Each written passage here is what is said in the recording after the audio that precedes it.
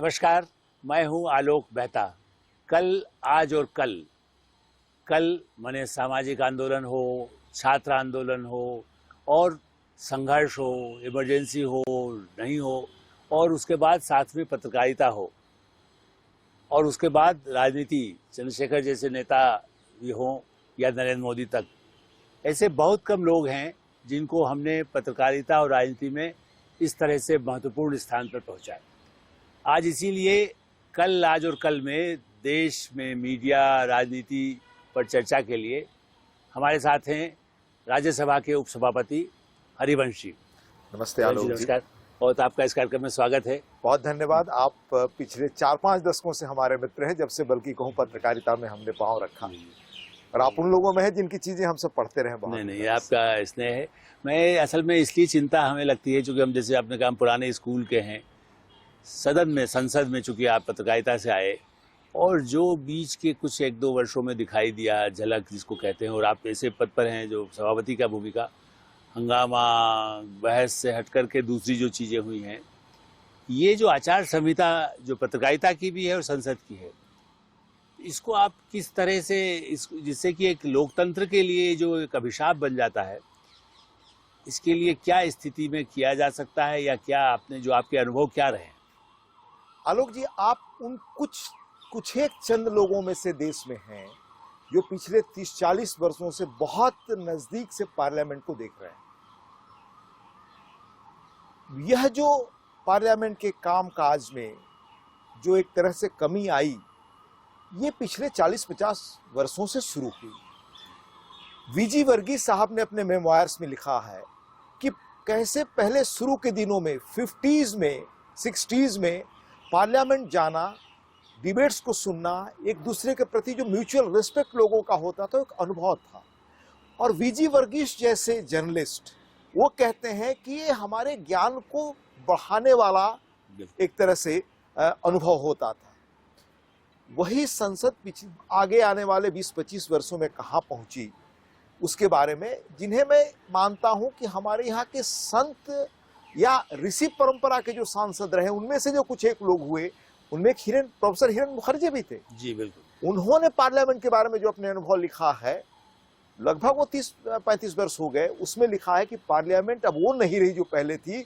उसका कमजोर होना, वहाँ डिबेट्स का कमजोर होना, वहाँ नियम सम्मत लोगों का आचरण न होना, ये दुखद है और ये बड़ा खतरा है। उसके बाद आप देखें, लगातार जो भी हमारे प्रिजाइडिंग ऑफिसर्स हुए, आप मधु जी से शुरू करें, मधुर में जैसे प्रखर पार्लियामेंट्रियन, उन्होंने क्या लिखा है लोकसभा के प्रिजाइडिंग ऑफिसर्स के बारे में, कैसे क्या परेशानियां होती गई।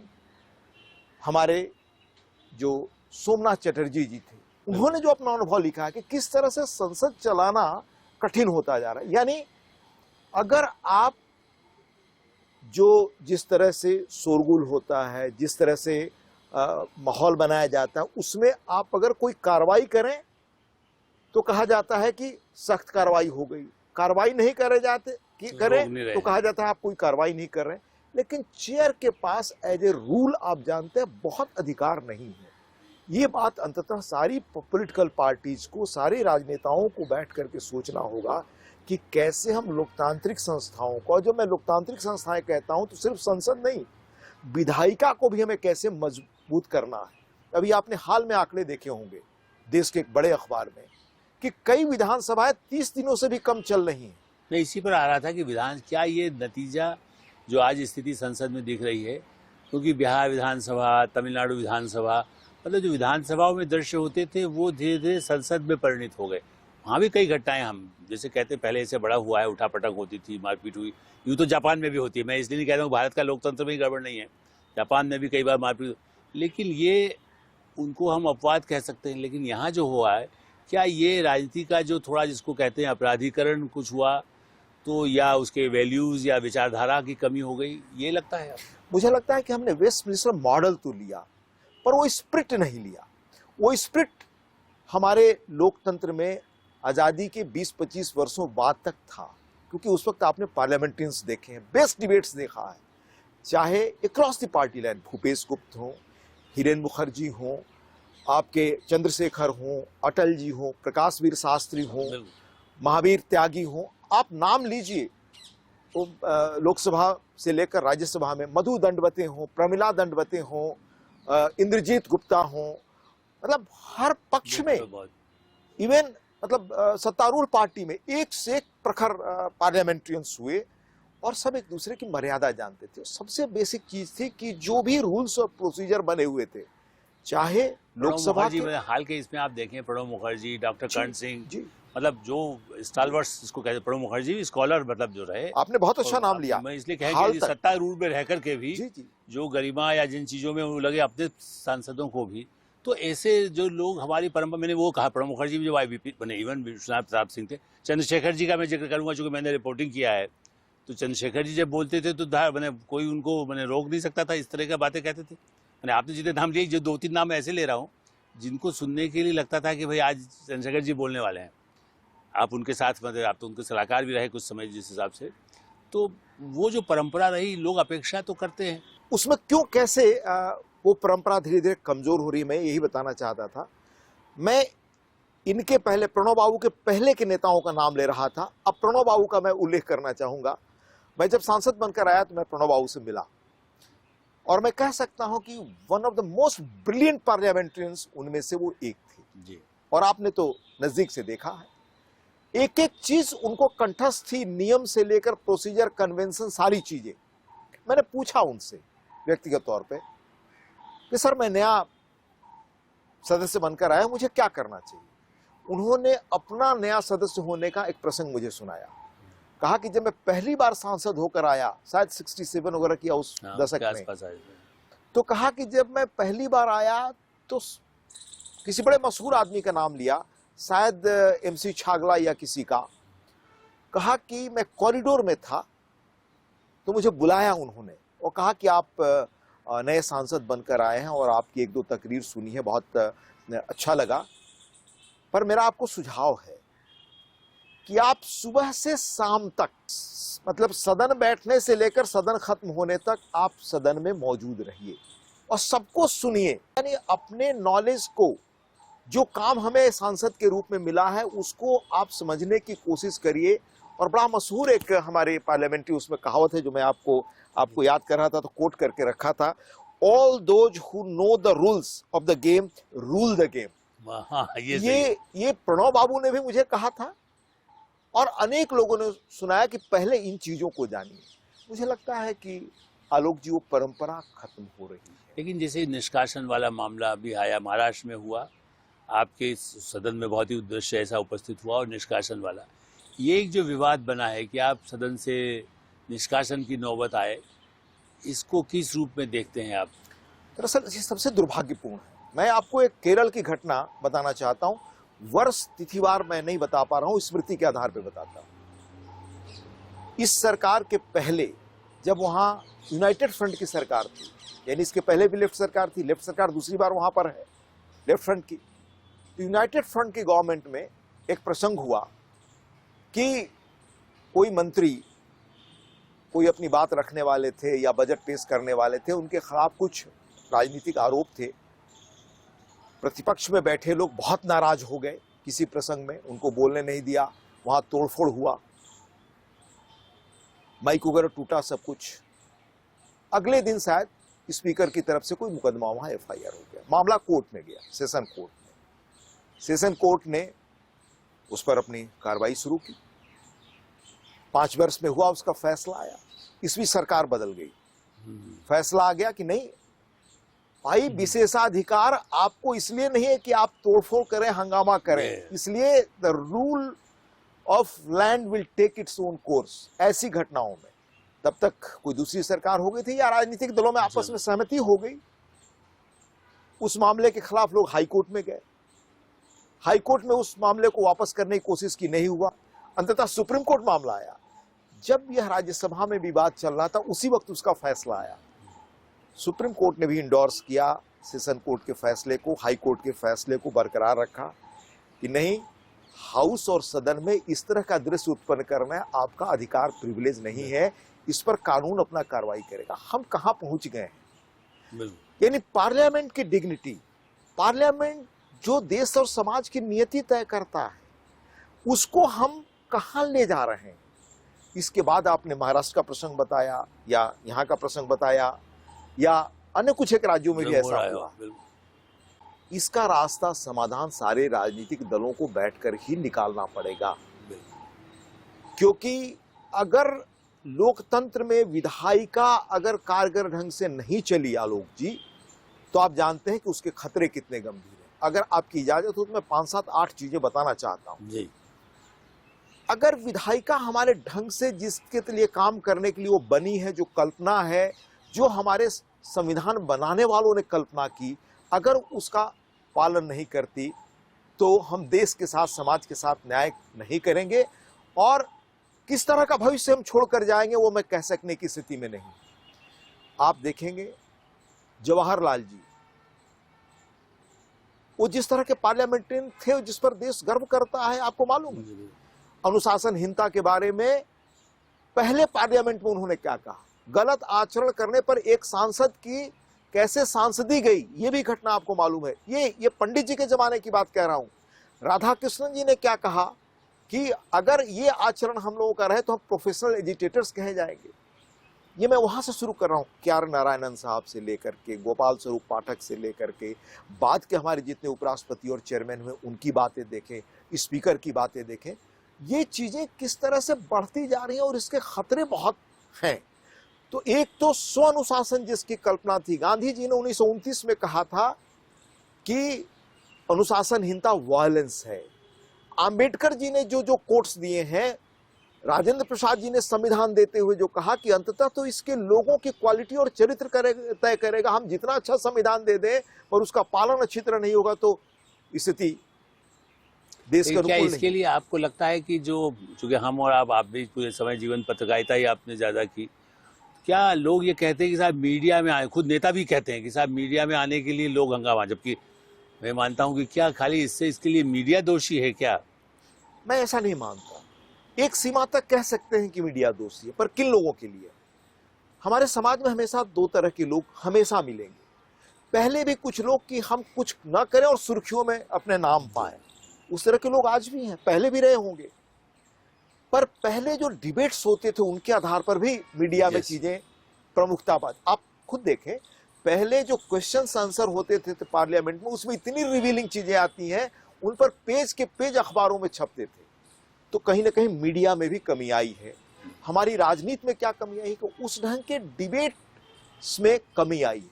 आप देखेंगे जब भी डिबेट्स अभी भी होते हैं, मैं राज्यसभा का अनुभव कह सकता हूं, बेस्ट डिबेट्स होते हैं और एक क्रॉस द पार्टी लाइन लोग करते हैं, सभी दलों के लोग। अब मैं इसके खतरे क्या हो रहे हैं देश के लिए, जिस पर मैं खास तौर से आपकी निगाह और देश की निगाह डालना चाहूंगा। जैसे आप देखिए कि समाज इसकी कीमत कैसे पे करता है। The Indian medical council act 1956 ये हाल में पास हुआ, 1956 का। आज हम रोना रो रहे हैं कि यूक्रेन में हमारे डॉक्टर्स क्यों पढ़ने जाते हैं, सीट्स की कमी, किस तरह से यहाँ एडमिशन होते हैं, किस तरह से मेडिकल काउंसिल ने क्या किया इस देश के साथ, ये प्रकरण तो आप जानते हैं, आपने छापा। तो इस कानून को लेकर के चर्चा नहीं हो पाई, चर्चा नहीं होती, इस पर डिबेट्स हमें होना चाहिए। हमें अंततः तो लेजिस्लेचर ने फोर्स करेगी। अभी मैं आगे आपको बताता हूँ, लोकपाल एक्ट 1968 में मांग हुई इस देश में। एजी नूरानी ने किताब लिखी थी, आपको याद होगा, मिनिस्टर्स मिसकंडक्ट। तब से मांग हुई सांथानम कमेटी भी नहीं कि किस तरह से भ्रष्टाचार पर अंकुश के लिए कानून बने। 50-52 वर्ष बन जाते हैं। 2013 में अगर कानून पास भी हो जाता है तो रूल्स अब बनते हैं। हाल में कुछ 2-1 वर्ष पहले और हाल में ये संस्था बनी, कंज्यूमर प्रोटेक्शन एक्ट। मैं आया पार्लियामेंट में आलोक जी, तो जो डिफरेंट पार्लियामेंट्रियंस के मतलब इंस्ट्रूमेंट्स हैं, कॉल अटेंशन, 0 आवर या इस तरह के जो भी बहस का जहां भी अवसर मिल जाए, तो मैं देखता था कि क्रॉस दी पार्टी लाइन हर पार्टी के लोग बेचैन होते थे कि भाई खाद्यान्न में मिलावट हो रहा है, दिल्ली में इतना दूध का उत्पादन नहीं होता, इतना दूध कहाँ से आता है, तो उस मिलावट से कैंसर हो रहा है, लोग बीमार पड़े। क्रॉस दी पार्टी लाइन लगातार लोग उठाते थे। मैं गहराई में गया, पाया कि भाई इसका कंज्यूमर प्रोटेक्शन एक्ट बदला ही नहीं है पिछले 30-40 वर्षों से। ये किसका दायित्व है? ये तो हम पार्लियामेंट्रियंस का दायित्व था। बदला आपके समय में? अभी हाल में बदला है। हमारे समय मैं ना कहूँ, इसी पार्लियामेंट ने बदला है, लेकिन ये हाल के 2-3 वर्षों की अंदर की चीजें हैं। अब ड्रग्स एंड कॉस्मेटिक एक्ट 1940 का है। इसी तरह बेनामी ट्रांजैक्शन एक्ट, ये आपने पास कर लिया 98 में, लेकिन भ्रष्ट अधिकारियों से लेकर भ्रष्ट नेताओं पर कार्रवाई के लिए कानून नहीं बनाए, वो अभी हाल में बना है 2-3 वर्ष पहले। इसी तरह से इंसॉल्वेंसी एंड बैंक्रप्सी कोड, ये सबसे लैंडमार्क मैं कानून कहता हूं 2016 का। इन पर बहस तो ज्यादा नहीं हुई ना, मेरा ऐसा मानना है।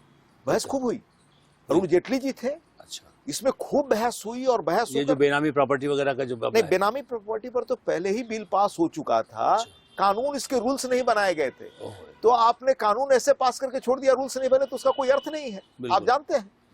मैं कह रहा हूं इंसॉल्वेंसी एंड बैंक्रप्सी कोड आप भी सुनते होंगे, हम भी छापते थे कि भाई कितना पैसा बैंकों का राइट ऑफ किया जा रहा है। इसके लिए 10-15 कानून थे अलग अलग, और सब 25-50 वर्ष लग जाते थे, पता ही नहीं चलता था कि कौन इसके लिए दोषी है। ये 2016 में बना है, अरुण जेटली जी ने इसको पहल की। ये सब कानून ऐसे हैं जो देश के इकोनॉमिक पावर को मजबूत करने के लिए बहुत जरूरी थे। जो पहले बने होते तो देश की स्थिति आज कुछ और होती। मैं दूसरी आपको बात इसी रूप में कह रहा हूं, आप देखें ट्रैफिक कंट्रोल, हम लोग देखते थे ट्रैफिक से इतने लोगों के मरने की संख्या बढ़ रही है, और दूसरा उससे कि रोज कोर्ट निर्देश दे रहा है सरकारों को कि आप ट्रैफिक पर यहाँ पुलिस खड़ा करिए, वैसे करिए, ये कार्रवाई करिए, और हम मीडिया के लोग रोते हैं, हम संसद के लोग या विधायिका के लोग रोते हैं कि कोर्ट हमारे क्षेत्र में, हमारे जुडिक्शन में हाथ डाल रहा। आप तो सबसे अधिक इस पर सवाल उठाते हैं, पर हम मीडिया, मतलब हम कैसे विधायिका के लोग उनको अवसर देते हैं, मैं आपको ये बता रहा हूं। हमने जब इसका चेक किया तो इसका भी 30 वर्षों पहले कानून बना था।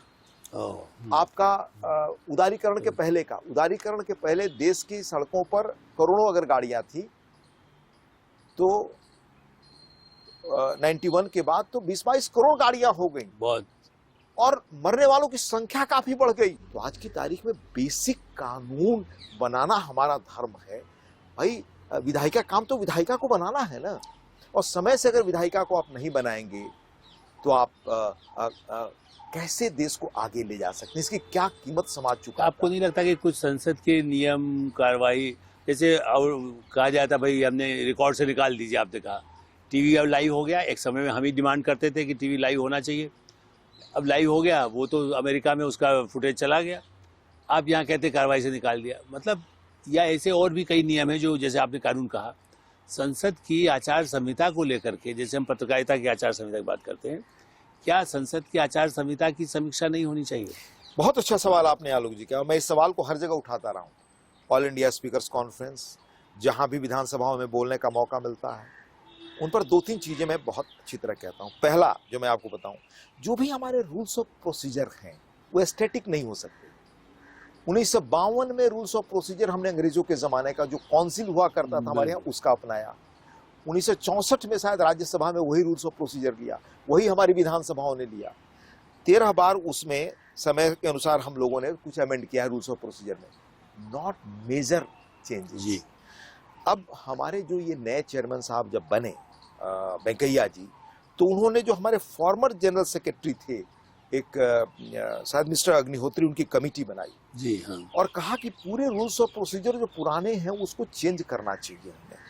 उसके लिए रूल्स ऑफ प्रोसीजर के बारे में उन्होंने कमेटी की रिपोर्ट आई है। कमेटी की रिपोर्ट में लगभग उसमें काफ़ी जगहों पर रूल्स जो साइलेंट हैं उनको चेंज करने की बात की है, और राज्यसभा के 46 डायरेक्शंस इश्यू हुए हैं। उन्होंने कहा कि चेंज होना चाहिए, पर आप जानते हैं कि चेंज करने के लिए जनरल पर्पस कमेटी होती है, सबके कंसेंसस की जरूरत होती है, तो जब तक वो होगा नहीं, हो नहीं सकता। अभी शिमला में हमारा ऑल इंडिया स्पीकर्स कॉन्फ्रेंस था, तो माननीय स्पीकर हमारे ओम बिरला जी ने भी कहा कि सारे स्पीकर्स और सब लोग मिलकर जो इतने अंग्रेजों के जमाने के रूल्स ऑफ प्रोसीजर बने हुए हैं, इनको एड्रेस करने की कोशिश तो करें, इनको चेंज करने की कोशिश करें। तो उस पर एक सहमति हुई कि भाई हम सब लोग मिल करके इस बारे में सोचे, तो सोचने की बात सहमति हुई है। तो ये सारे पुराने कानून जो बदल गए हैं, ये तो 2014 के बाद इस सरकार ने कम से कम 1500 पुराने कानूनों को खत्म किया, संसद से पास कराकर उसकी जो प्रक्रिया है। अनेक राज्य भी अपने यहाँ पुराने कानूनों को खत्म कर रहे हैं, पर एक समेकित प्रयास कि पुराने कानून जो अब जिनकी कोई उपयोगिता नहीं रह गई या अप्रासंगिक है, लेकिन उन कानूनों के अंतर्गत कोई भी कल को कुछ खड़ा कर सकता है, उनको खत्म करने की कोशिश नहीं हुई है आलोक जी। ये देश में होना चाहिए। हमारे एक्सपर्ट्स कह रहे हैं कि ये तो 2021 से लेकर 30 का डिकेड आर्टिफिशियल इंटेलिजेंस का ही दुनिया को पूरी तरह टेक्नोलॉजी बदल देगी। अब आप जानते हैं सिलिकॉन वैली कैसे उसका प्रभाव बदल रहा है दुनिया को। तो उस बदले हुए दौरान, बदले हुए जमाने में हमारे क्या फिजिकल एज के कानून इस डिजिटल एरा में रहेंगे, ये बड़ा सवाल है। चाहे हमारे विधानसभाएं हो, चाहे सदन हो। तो ब्रिटेन वगैरह में ऐसी व्यवस्था है कि फ्यूचर के लिए कैसी सिचुएशन इमर्ज हो रही है, वैसे क्या कानून बने, ये हाउस ऑफ लॉर्ड्स को, हाउस ऑफ कॉमन्स को बताया जाए। आप अच्छी तरह जानते हैं, आप देश के अन्य हिस्सों में पत्रकारिता का आपको गहरा अनुभव है, बिहार का भी।